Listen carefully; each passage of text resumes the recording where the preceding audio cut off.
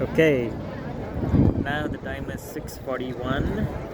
Yeah, and still waiting for the laser show at Isha Yoga Center.